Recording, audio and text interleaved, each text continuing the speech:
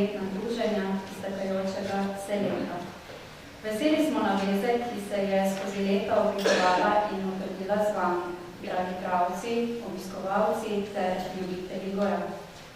Brežiški knjižničari in planinci tako že četrtič zapovrstjo uresničujemo pobudo Ministrstva za okolje in prostor, koordinatorja izvajanja Alpske konvencije v Sloveniji in Planinske zveze Slovenije, naj ob mednarodnem dnevu gora širimo bogato jezikovno in literarno pestrost alpskega loka. 26. avgusta je minilo 240 let od prvega vzpona na Triglav. Od Čaku in Varoku slovenskih gora se kot najvišje v Alpah pohodi Bela gora, nasploh v Evropi pa je to Elbrus. Preplezati te vrhove in najvišje vrhove ostalih 6 celin našega planeta je veličasten izziv za vse, ki jim je pustolovščina pomemben del življenja. Če k temu prištejemo razkošnost razlik med posameznimi vrhovi in pokrajinami oziroma celinami, na zemlji težko najdemo bolj brvit in zanimiv vodniški cilj.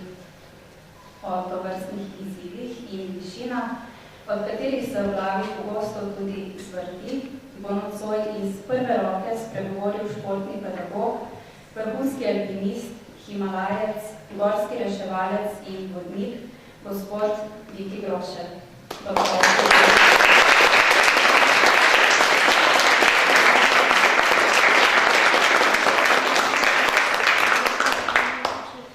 Viki Grošelj je Slovenec z največ preplezanimi 8000-aki in prvi med nami, ki se je povzpel na vse najvišje vrhove celin. Poleg številnih vzponov domačih in tujih gorah je sodeloval v več kot 30 odpravah v izvenevropska gorstva. Je čudovit pisec o planinah, planincih, Nepalu in Himalaju. Avtor 16 in soavtor več kot 20 knjig ter pisec mnogih člankov. Prav tako je dobitnik številnih nagrad, med njimi Brodkove nagrade in plakete, priznanja Planinske zveze Slovenije za najuspešnejšega alpinističnega smučarja, prejemnik častnega znaka Svobode Republike Slovenije za izjemne alpinistične dosežke, pomembne za promocijo Slovenije v svetu, delo z mladimi in kot prispevek gorskemu reševanju. Ob vsem tem pa Viki hudomušno predstavi, da se rekreativno spušča tudi pod morsko gladino, a pri tem ni tako zagnan in uspešen kot nad njo. V svoji najnovejši knjigi, Najvišji vrhovi celin, se sprašuje, kaj je tisto najvišje in kaj neki je tam zadaj. Ti vprašanji in želja potešiti radovednost, da spremljajo kar pomni zase. Ob jutrih, ko mu še ni bilo treba vstati prezgodaj, je že čisto buden rad poležaval. Kolena, ki jih je krčil pod odejo, so oblikovala čudovite gore z navpičnimi stenami, položnimi grebeni in strmimi žlebovi. Že takrat, ko pravzaprav še ni vedel, da bo plezal in smučal po resničnih gorah, je na tistih domišljijsko oblikovanjih opravljal drzne vzpone in spuste. Ure in ure bi se tako lahko predajal sanjarjenju, če ga ne bi dan zvabil na plano, kajti tam zunaj je bilo vedno na tisoče zanimivosti. Prva srečanja so s terminami so bila povezana s gozdom za vasjo. Šmarna gora, na katero je še zdaj čustveno navezan, pa je bila njegov prvi pomemben vrh. In pod to pa vse do 8000-akov in še dalje se sprehodimo v prihodnji uri. Kako je tam visoko, više, najviše, pa nam zaupa gospod Viki Grošelj. Izvolite.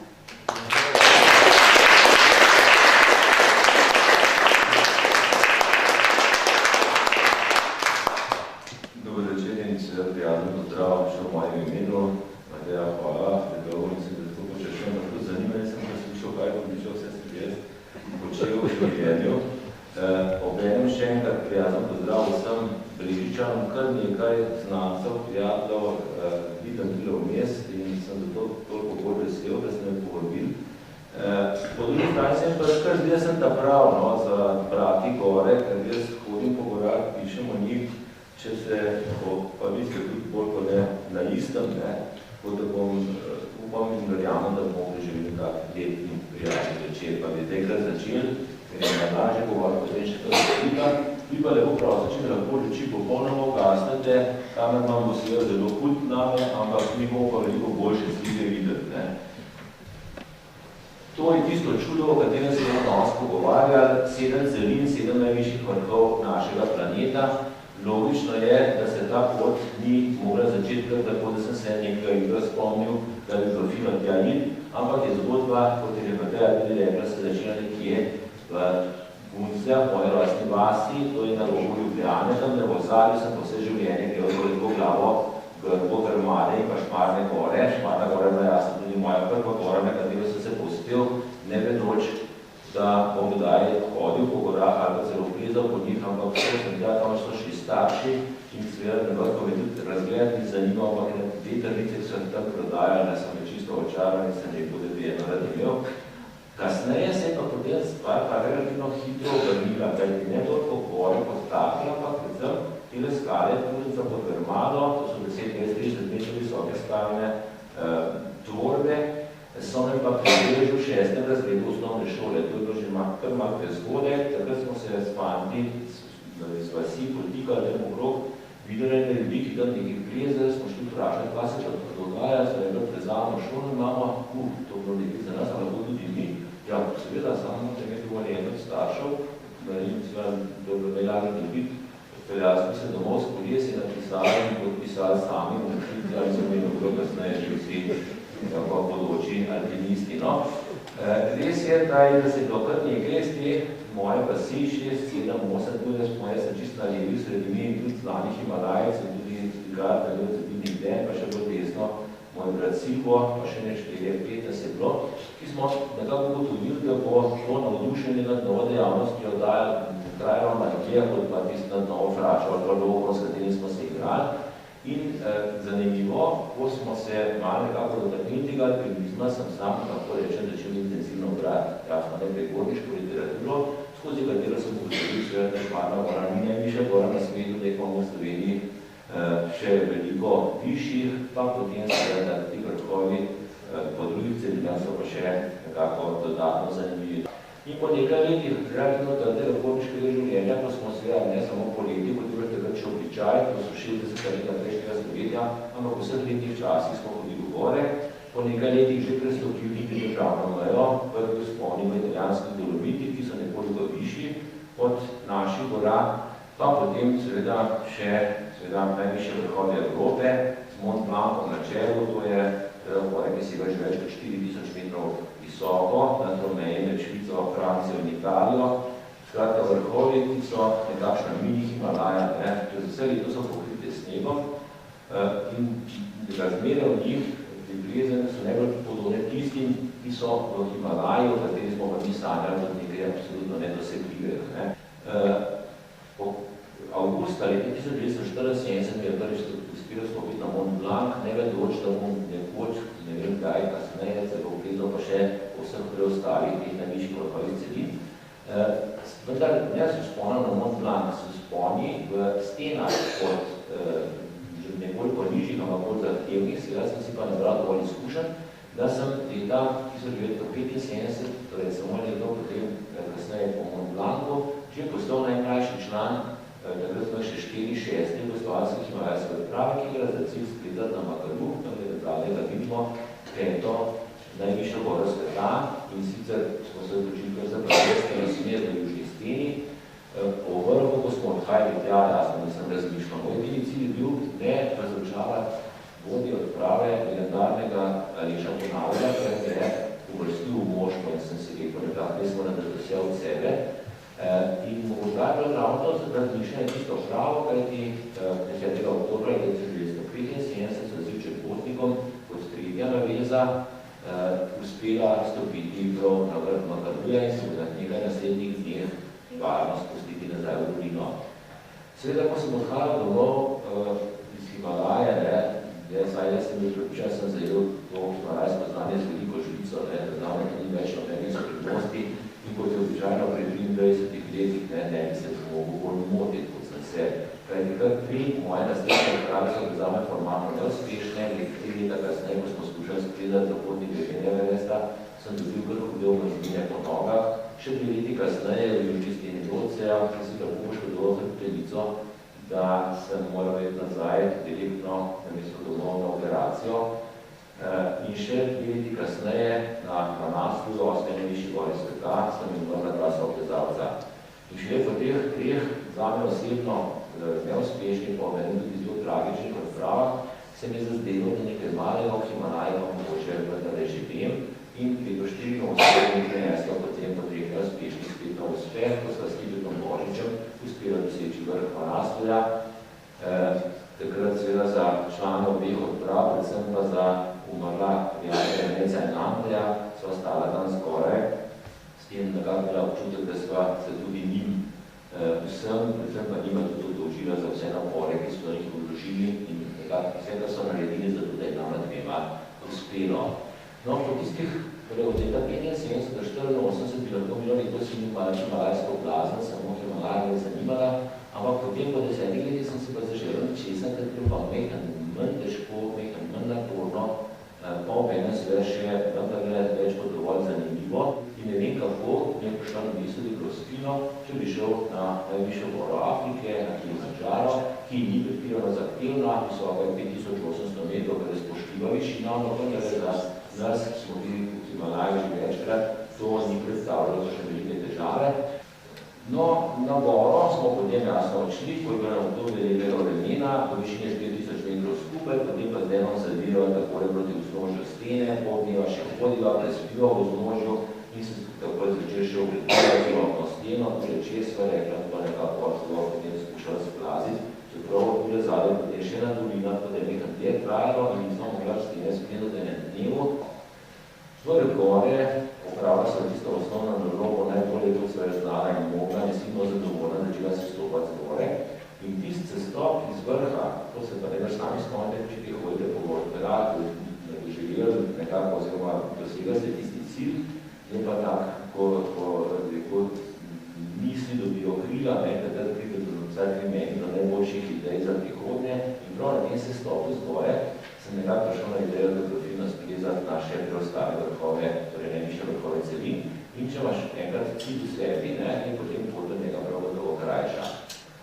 Kakorkoli, samo leto kasneje sem se podal v Južno Ameriko, skušal splezati na najvišjo goro na svetu, če bi Azijo odmislili, to je Aconcagua med skoraj 7000 metrov. Njen normalen pristop na goro ni prav ekstremno atraktično težaven, ima pa seveda veliko zahtevnih sten, predvsem svojo južno steno, po kateri bomo kot Slovenci nekaj tolikih stvari.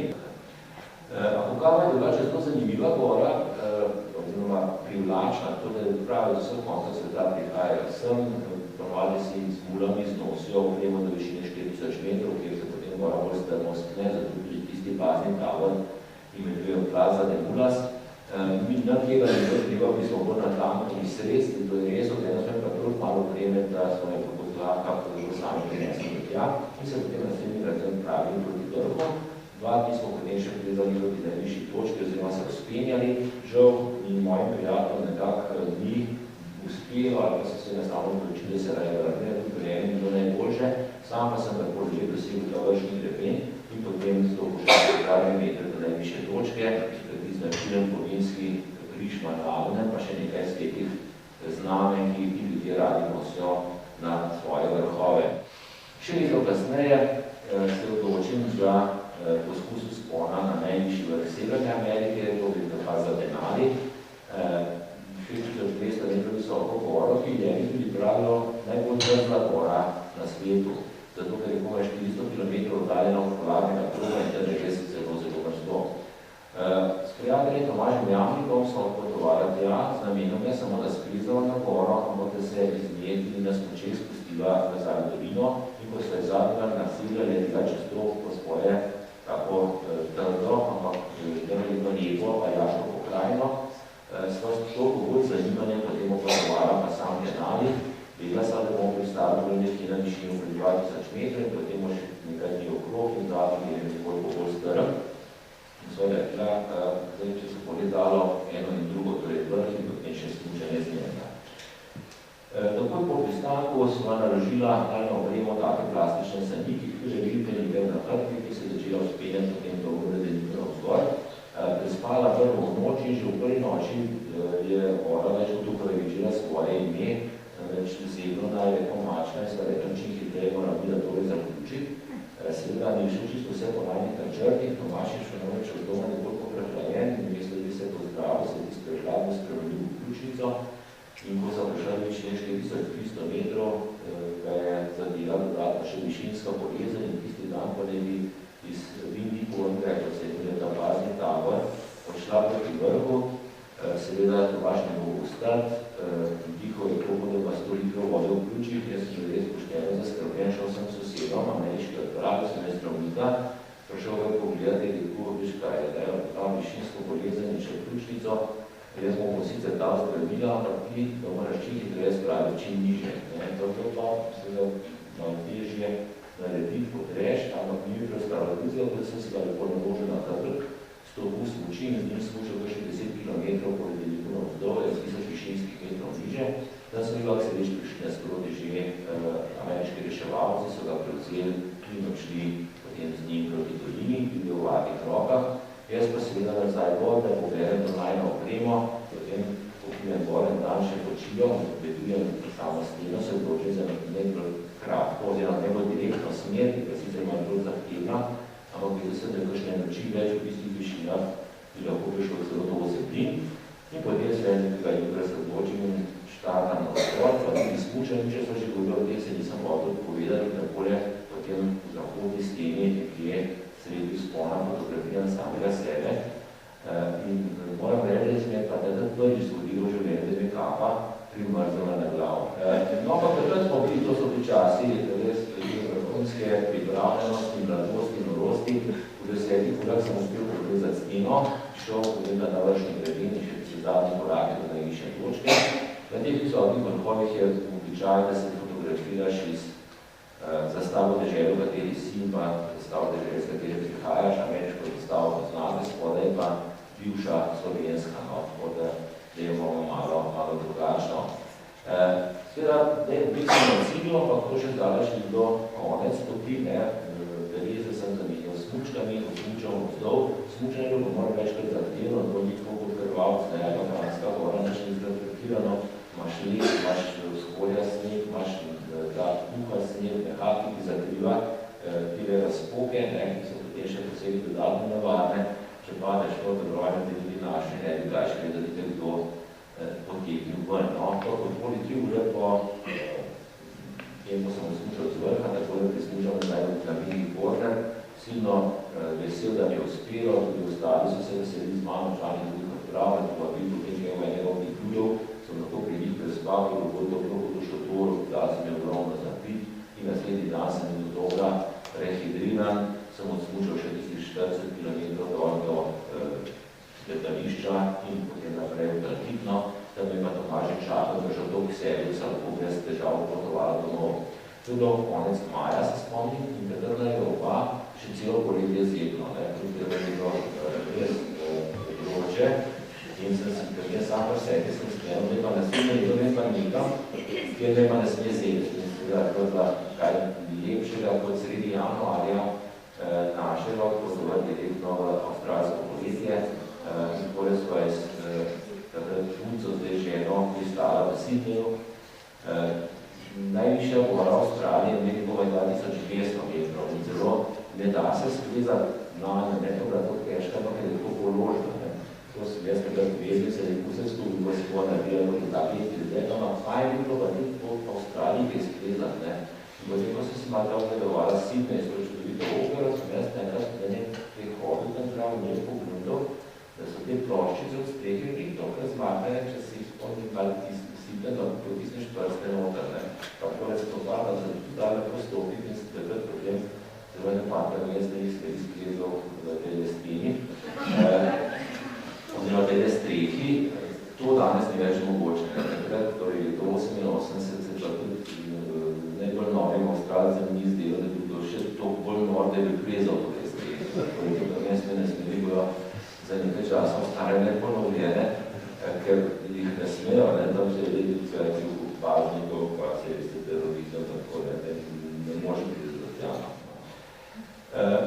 sva dopotovala do vznožja teh snežnih gora, kot jih oni imenujejo, seveda v tistem res njihovi največji vročini, res je tako vroče, so se odločila, da šla izraz na žičnico na to visoko planoto in potem po njej dotibale Pozioska, to je vrh in po Poljskem narodnem junaku, ker so ga Poljaki prvi raziskali oziroma prišli na njega. Res v tistem večernem, koliko toliko hladu, ne res problem vročina, so dosegla najvišjo točko, ker sem pa prijetno presenečeno ugotovil, da so občutki na najvišji točki povsem enaki kot na ostalih najvišjih vrhovih cenin in takrat verjamem, da je na teh vrhovih nekaj magičnega.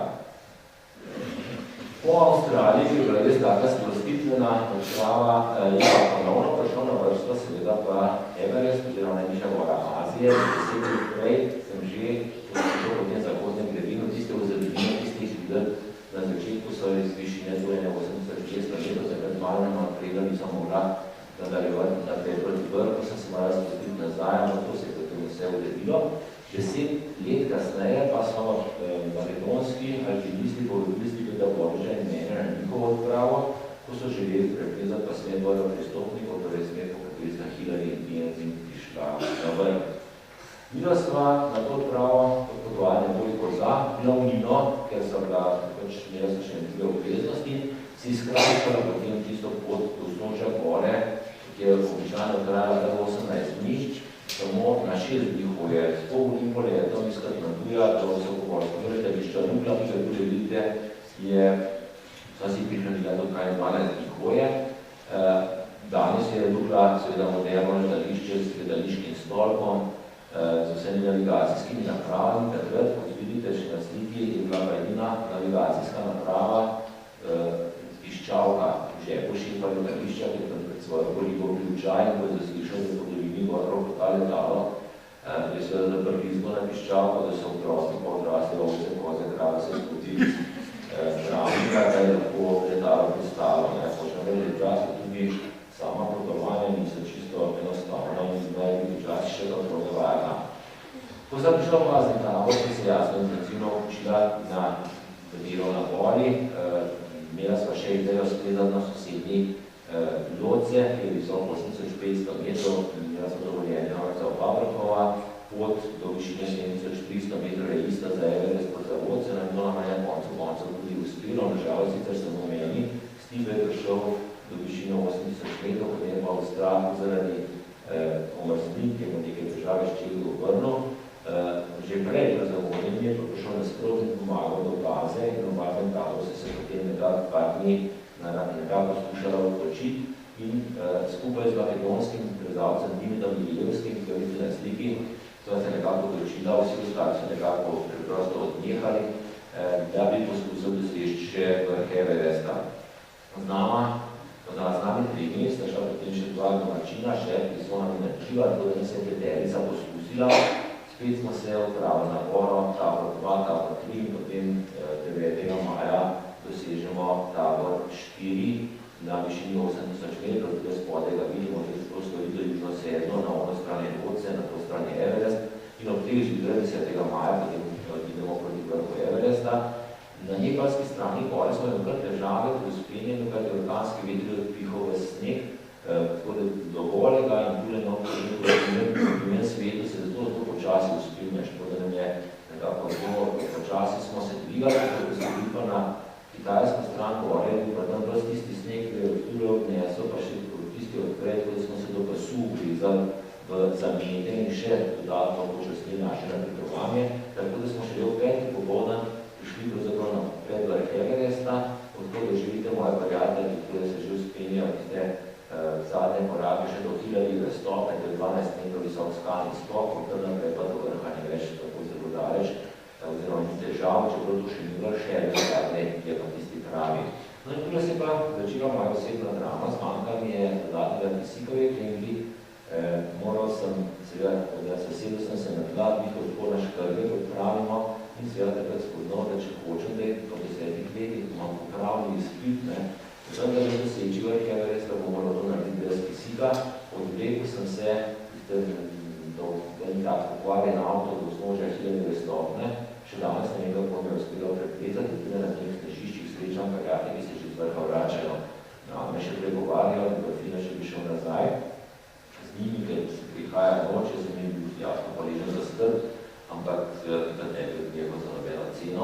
nadaljeval sem in oprosni zvečer, tako da kot v mraku, dosegel tisto točko na zemlji, da katero bolj poetično rečemo, da sega najviše proti vesolju.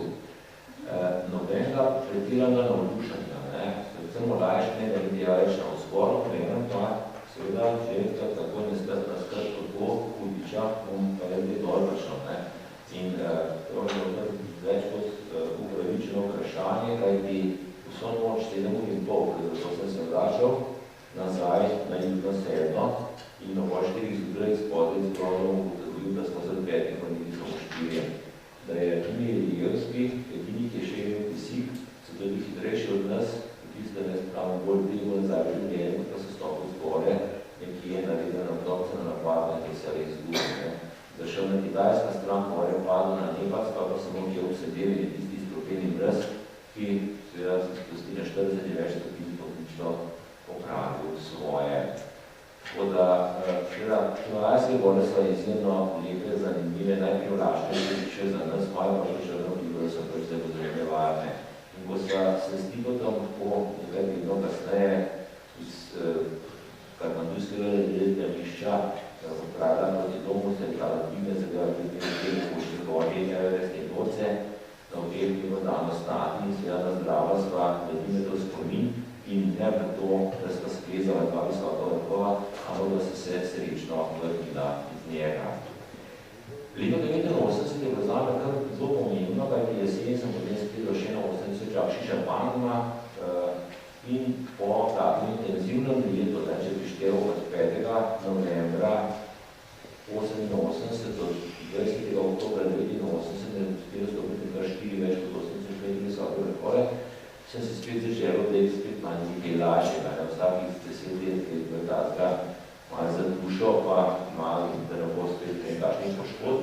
In leto 90 se mi delo idealno za razčistiti dilemo, kateri je najvišji evropski vrh. Za nas Evropejce je normalno Mont Blanc, ki stoji sredi Evrope, za res ostali svet, pa pravi, da to ni čisto res, da je najvišji vrh Evrope Elbrus, gora, najvišji vrh Kaukaza, ki leži gorovje med Črnim morjem in Kaspijskim jezerom.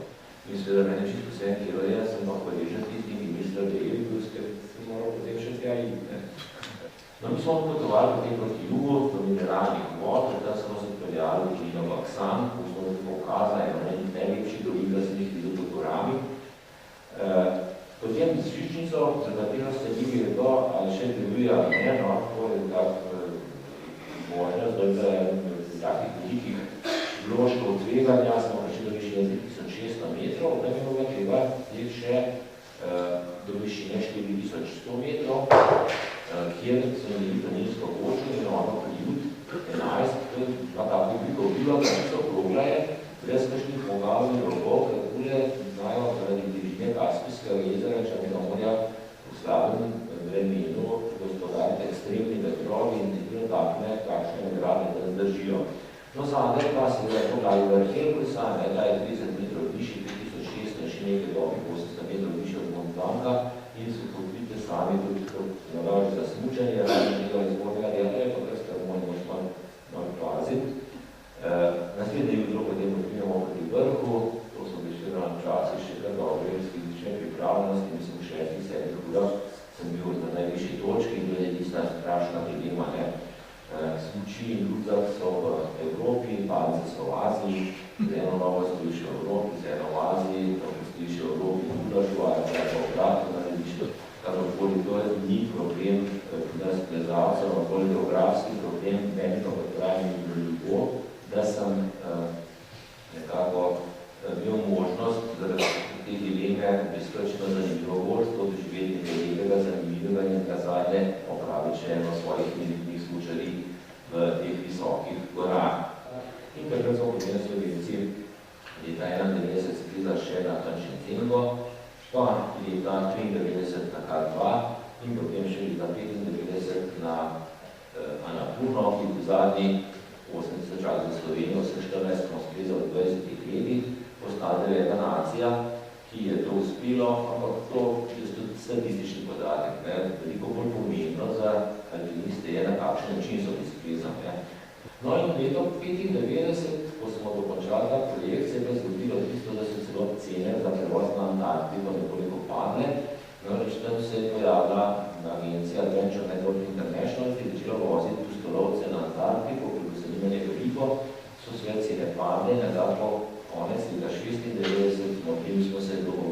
2 leti, so nam dali pač najbolj ugodno možno ponudno tako vzemlje ali pusti, tako s pomočjo sponzorjev, ki so nas takrat res podprli, smo lahko naredili prvo slovensko odprav na Antarktidi, alpinistično seveda. No, potem smo morali izgledati do skrajnega Južnega in Ameriko, naselje Punta Arenas in med čakanjem na poletu v Antarktidi smo si tam pogledali kolonije Filipinov, potem smo še torej kavarnico na čaj in kavo. Kavarnica kot sama, sve nič posebnega, ampak in je pa vsaj meni se te najlepše na svetu, da sem ga sličal, kafeterija Energin Belmondo pomeni kavarna na koncu sveta. Če si kje na koncu sveta, se potem res tam na skrajnem jugu Južne Amerike. No in naslednji dan nas potem ukrce od tega graškega Herkulesa, s katerim nas bodo še 5 ur vozili natančno proti jugu, preko morja do tiste Antarktike. In že to, da smo izleteli, tako iznemirjenje, stopiti na Antarktična tla, to je tudi tako do tiste čase, za nas neverjeten dosežek, ne glede, če bomo kaj splezali ali ne. Večni dan, ta polita dan, polita noč, vreme lepo in seveda takoj potujemo potem naprej proti našemu cilju, tista ekipa iz aviona, plezalci, postalovci, turisti z vseh koncev sveta. Eni so šli na obale slikati pingvine, eni proti južnemu tečaju, nas so pa v 2 letalih prenesli do vznožja Mount Winsona, njihove najvišje govoje je bila jasna naš cilj in ko smo leteli čez to področje, zaradi tega se izplačala pride sem. No, da je bila nekako zadovoljstvo naše še večje, smo ugotovili, da smo točno v vznožju gore, oziroma stene, po kateri smo želeli spredati celo prvenstveno smer. Drugače je običajen pristop na goro, preko tega zoliti koledali, že koga ne zahtevnem ledeliko, potem gledeno na ta prideš gor, od 6 do 10 dni se pleza. Ampak mi pa se je to relativno vendar nižja gora, smo začeli tega oskrbnika, baze, tudi spodaj pod njej smo spraševali, če ne podejo ti, je zem tu steno že dokaj plezo, je bo še nisi čem nikoli, da sem mi pa radi tudi gor skoraj sprezali. Odkje pa ste vi, pa ti rečemo iz Slovenije, dobro, da ne 6 let smo ti, da je Slovenija stara. Aha, in sam pri Kimo se videl, da je kje, bi bila več kje smo. To se tam ne vidi na Kazahstan, ne sem je točno videl na Kazahstan, pa smo da razložil. In potem seveda, med tem ostali člani drug odprav, da bo začenjal to gor po tej klasični snegi na več, da mi pričemo teme ravno izgovor. Seveda, kaj sem nas sposobazovali, lahko, in v 12 urah sprezamo steno, potem da pa še nekaj 6 ur do vrha, skratka, v enem samem zamahu smo to steno naredili, na njem rogu postavili tale kamnitega možica, znamenje človeških rok, če to ponavljamo v našo smer, in se potem od tam odpravili še na najvišje točke. V 12 smo začeli naslednjega jutra, v 10 do 12 urah smo od dostopa prišli na vrh. Moram reči, da 5. januar, da 37 je bil zame osebno, kar je krati pomembnejši trenutno v moji bolniški karieri. Zaključil sem ta sistem oziroma cilj najvišjih vrhov celin, tako zase kot seveda za Slovenijo, skupaj še s prijatelji, Raftom Kodiškom, Stankom Hemecem in pa s Pibetom Božičem. In samo 4 ure več kot en dan smo potrebovali za to, torej 28 ur, da smo splezali prvenstveno smer v tej steni, opravili krečenje gore, pa še smučarski spust. In seveda nas je zdaj oskrbnik baze opazoval ves dan, se pa očitno med tem pa pozanimal, od kje prihaja, da pride dol in jasno ne reče svita, da smo pušen. In reče, vse vem, Slovenija, kje ste, na kaj menite, Ljubljana je glavno mesto, skratka, podal se je podočiti vse. Mislim, da je tudi vedel, kje so Brežice, ampak predvsem držati. Po vrnitvi domov, pa jasno spet, zdaj ne moramo, kako bomo zdaj pet najvišje vrhove, če smo začeli na Šmarni gori na Turencu, tam je začetek, pa smo jih vmes naredili, ko treba to nekako zaključiti. Kako pa, kaj pa če bi šli na dejanski vrh sveta, ko ne pride na misel, to pa je, kaj drugega, kot seveda severni zemeljski tečaj. Severni tečaj, kot pravimo, je sredi severnega ledenega morja na nadmorski višini nič metrov, in seveda ljudi slučajno, ko ne more biti vrh sveta, ampak ideja pa že strava in ti moji prijatelji za Antarktidi so bi takoj za to, da bi imamo. In smo se potem odpravili še tja. Tudi zaradi tega, da vam imamo pozivati ta polarno potovanje, potovali smo preko Moskve, od potem v 6 ur vožnje letalom, seveda oddaljeno Hatango, opisno njenski regiji na 72 stopinjah severne širine, ki je bila sredi maja še vedno zaledenila 2 metra na globoko. To so res silno mrtvi kraji. In v Hatangi smo potem čakali na to, da bi nas prenesli, zdaj dali seveda spet na to ploščo plavajočo, kjer je severni tečaj. Na tej reki smo lahko čakali na prevoz, ne trebila to opremo, neke tekaške smuči, prvič življenj sem s tekaškimi smučkami, da je tako ogromne ladje prišel. Potem smo pa je prišel čas, da poletimo na samo ploščo, prej smo morali čakati, ker je morje bilo malo polovito, pa je pošto tisto pristajalo stelne, smo morali počakati, da me zdaj zamrzne in zdaj letimo v 11. zvečer spet direktno v sonce, nekaj smo lepa na Arktiki, večni dan, pristanemo kakšni 100 km proč od tečaj, tako povem, da smo se šli v ekstremni turizem, ker tisti pravi polatni potniki pa naredijo celotnih 1000 km poti, pomeni, da iz zadnjega kopnega v Rusiji ali v Kanadi, potem skušajo korakati do samega tečaja, potem s sabo večjo tole opremo. Mi smo pa res poskušali smo, ampak samo da se malo navadimo na te razmere, da se bolj srednji vodnike, ki sem nekako s pomočjo te napravice, moderne preko satelitov, preko GPS-a, da smo sploh ugotovili, da bomo prišli na tečaj, kajti smo napravljajoči ledeni ploščine, ki se nenehno premika in ne možemo biti tega označenja. Če bi ne verjame, da smo bili gor, lahko bi piše, da smo morali pisati 90, nič, da smo na 90 stopili severne širine. To je dejanski vrh zemlje. Silno veseli, jasno, tam se slikamo, postavimo šatore, ker smo videli, da bomo nekaj morali čakati, da pridejo po nas helikopterjem. In po kakšni uri dveh ugotovimo, da nas je od tečaja odneslo že 150 metrov proč, ker je to pač plavač, in smo pa gremo še na tečaj, pa smo še enkrat, to smo čakali med 3-4 šli. In na eni od teh poti sem da jaz nekako se potem spomnil tudi na enega belega ličnostnega medvedka, ki mi ga je sin dal s seboj, rekel, če ne boste drugih velikih srečali, pa tega ne se na severni tečaj, in sem rekel, da moram pa izpolniti to obljubo in potem še enkrat smerno, ki je, označimo tisti prostor, ki takole smučkami, da ostavimo na noter. Zelo veseli, da bi smo te velikih srečal, pravi, da to so največje pogonske zgodi, ki so nenehno lačne in je tudi božje, ki smo metegale s seboj. Drugače pa ta južni, oziroma severni tečaj je res neravadna točka našega planeta, kajti ko stojiš na njem, sever izgine. Izgine pa tudi vzhod in zahod. Kamorkoli stopiš od tule, na vzdolj je vse samo še jug. In zdaj seveda, takrat se mi pa zazdelo, če sem že začel tole na Turcu kot Germano, pa na Šmarni gori, če bi to začetek moje potiče po najvišji pokrovi celin, seveda lepše skoraj ne bi mogel začeti, ker sem bil navezan na svoje rojstne konce. Tule na severnem tečaju se mi tega tudi ne bi mogel lepše zaključiti. Vsekakor vsem skupaj hvala za pozornost.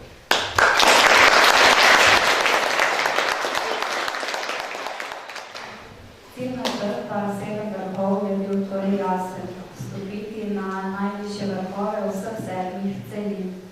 To pa je uspelo le izbrancem. Gospod Viki, vi ste med njimi in na seznamu tega veličastnega podviga ste opisali pod zaporedno številko 47, kar vas uvršča med 416 ljudi iz 61 držav, ki jim je to uspelo. Skoraj 22 let od tedaj, ampak se veste, za čestitke ni nikoli prepozno, tako da mi danes izrekamo tudi poklon temu vašemu dosežku. Še naprej pa si želimo,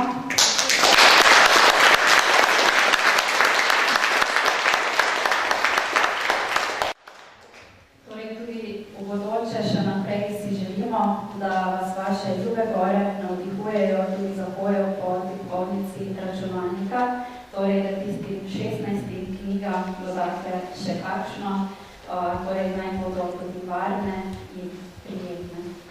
Hvala. Hvala lepa. Toliko ne dodam, res sem nehat v hribe hodil, pa nehat pisati, ampak da domov prišel bom že rekel, da sem Moram še mali. Jaz ne bi, ampak ker so dole, ne bi, pa so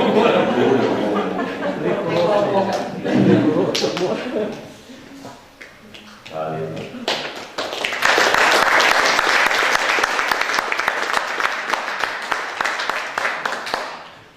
Naš korak pa bo po gorski naravi še naprej varen in prijeten, če bomo skrbeli za njo. Vse bolj je namreč izpostavljena človekovi nemaščini. K premisleku, kako ravnamo s to neizmerno vrednoto, spodbuja tudi razstava Narava gorskega sveta, včeraj, danes, jutri, ki sta jo v sodelovanju pripravila Zavod Republike Slovenije za varstvo narave in Planinska zveza Slovenije. V veselje in čast nam je, da se je direktor Zavoda Republike Slovenije za varstvo narave, magister Teo Goršanič, odločil, da je ta večer z nami, čeprav bi prvotno moral biti nekje drugje. A nekdo bi znal bolje spregovoriti o odprtju razstave. To smo postavili v sosednjem prostoru na strokovnem oddelku, da je bo do 21. januarja 2019 videlo čim več obiskovalcev. Magister Goršanič, vabim vas k besedi in odprtju omenjene razstave. Izvolite. Prav lep pozdrav v imenu Zavoda Republike Slovenije za varstvo narave. Seveda hvala za povabilo. Hvala seveda Planinskemu društvu Brežice in Knjižnici Brežice za organizacijo našega dogodka. Vse čestitke tudi v imenu Zavoda gospodu Grošču za dosežke. Zanimanjem sem ga seveda poslušal.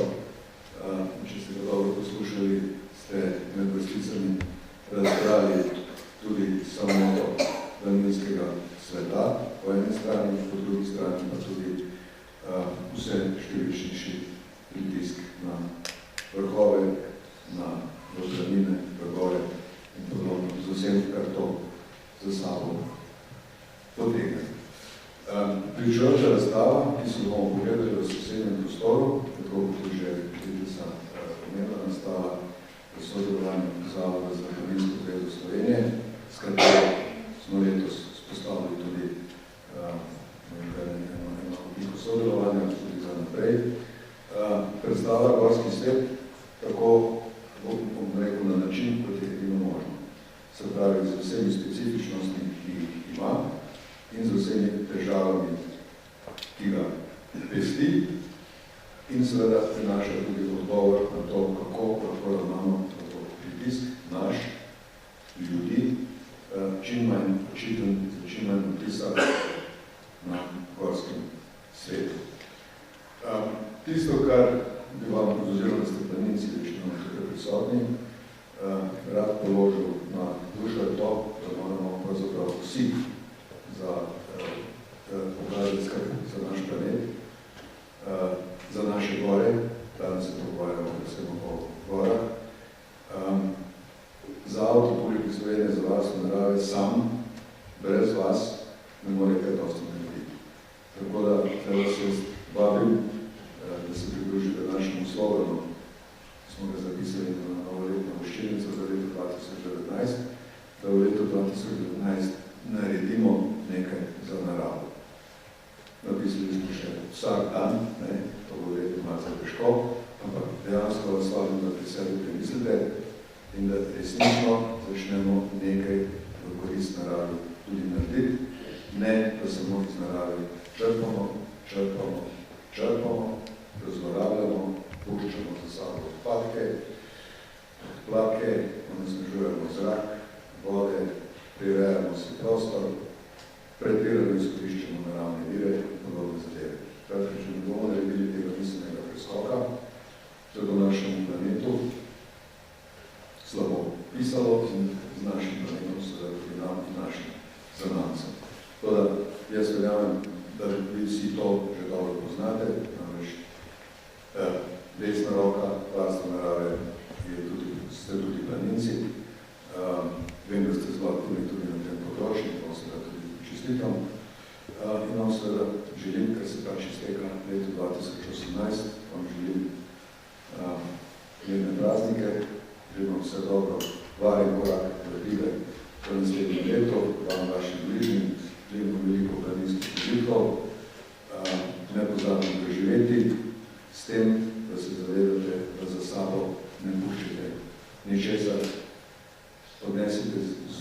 samo lepe tise. Hvala lepa.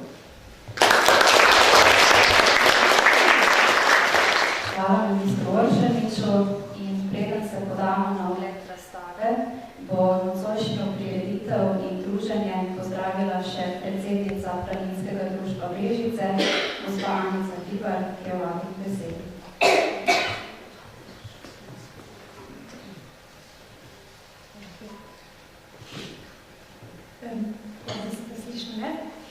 Torej, živimo na obrobju Panonske nižine, pa vendarle smo veliki ljubitelji gora, planin.